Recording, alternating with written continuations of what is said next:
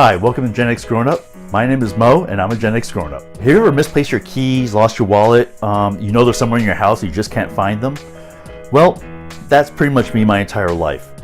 So I know, I could do the sensible thing and spend a couple bucks and get a hook and put it on my wall and always hang my keys there and always know that I always hang my keys there. Or I could spend some additional money and maybe find a way for technology to solve this problem for me. So guess which way I went. Personal trackers have been around for a couple years now. I know I've used them at least that long, and they have saved me many hours of searching for my keys.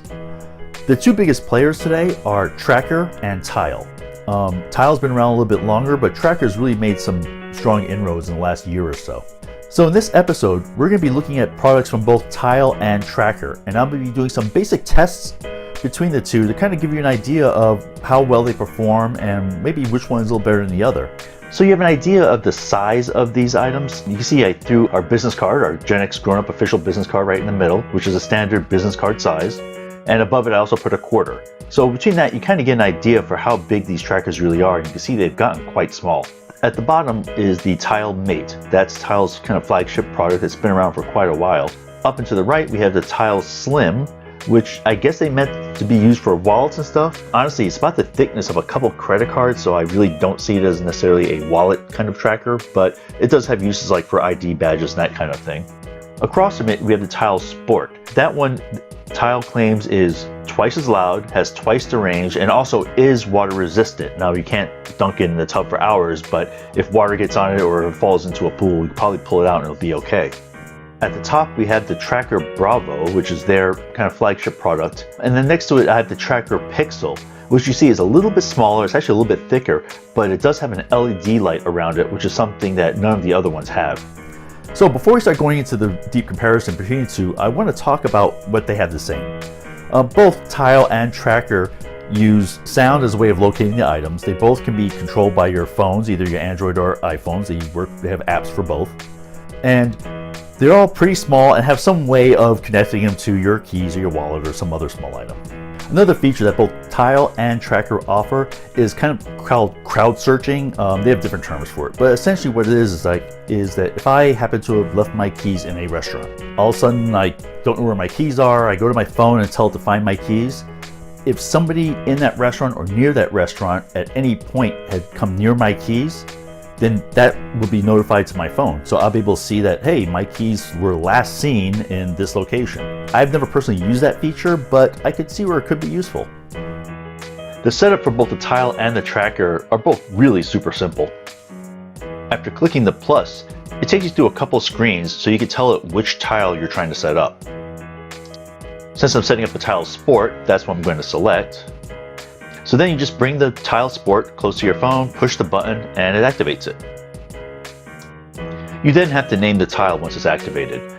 This one you can see they give you a whole bunch of different options to choose from that are pre-made, but I'm going to head and use Other because I want to give this a custom name so it'll make it a little bit easier for me to keep track of.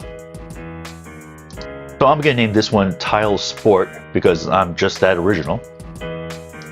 Click Next.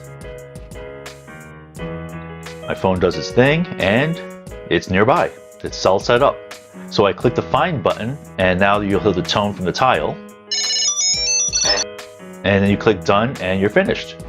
A feature that both the Tile and the Trackr have is that you could use your Trackr to actually make your phone ring. So that way if you lose your phone but you have your keys, say, you could double click the Trackr and then it'll locate your phone for you, which is kind of a neat feature. And we're done. So now I'm just going to go ahead and set up the other two Tile devices that I have. Setting up a Trackr is almost exactly the same as setting up a Tile. You click Add New Device, select which device you have, and then give it a name. Again, I'm super original here. I'm going to call this one Trackr Pixel, because that's what it is. And then you bring the device close to your phone, push the button on it, and it pairs it up. So then it takes you to the main screen where you can actually track your Pixel. You can trigger the tone to go off. And then there you go, and I'll shut it off, and that's all there is. So here's how I ran my test. I started with 3 rooms, and in one of the rooms I had a pair of pants. And in those pants, I put all the trackers. So I started in the other room with my phone. Yes, that's me. Oh no, where are my keys? So I didn't want to line of sight to the tracker. So as you can see, we have to walk around into the middle room before we can actually find them. So the total distance from where I started to the trackers was about 44 feet. So I had to approximate the actual straight line distance between the 2 points, but I think it was about 20 feet. With phone in hand, I started walking towards where I knew the trackers were.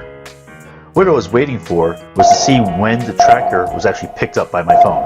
My thinking was, if you had to be pretty much on top of your tracker in order for your phone to detect it, then it's pretty pointless. Once I saw that the phone was able to see the tracker, I pushed to have it locate it for me. So now I was checking to see how close I had to get to the tracker before I could hear it. So with this, I figured I could get 2 good benchmarks. The first is when you actually could detect and trigger the tracker, and the other one is how close you had to be before you could hear it. Simple, right? Okay, so to start, all of them pretty much were able to detect their individual trackers almost from anywhere inside my house, so that definitely was not a problem with any of these devices. So the Tile Sport was by far the easiest to hear. I heard it almost immediately as soon as I started walking towards it, and it just got clearer the closer I got. Then came the Tile Slim. I was able to hear the Tile Mate and the Tracker Pixel at about the same point. And the last one I was able to hear was the Tracker Bravo. You can see that all the Tile products did fairly well, with the Bravo products really matching the Tile at best and doing not so well at worst. So which one do I like better? Well, it's kind of a toss-up. I think as far as trackers go, the Tile is a better tracker. The reason why I say that is that it's louder, it has a longer range, especially if you get the Sport, which also is water resistant, which is a nice feature. But the tracker, you can replace the battery on it, and the Tracker Pixel at least has a really kind of a cool LED ring around it that you can actually possibly use it to see and find something in the dark. Which of the two do I like better? I'm probably going to stick with Tile just from a practical standpoint. You know, I need these to be loud. The louder the better for me to find things. It's probably going to speed things up. I could see going with either one, and I think anybody who bought either one of these products would probably be pretty happy.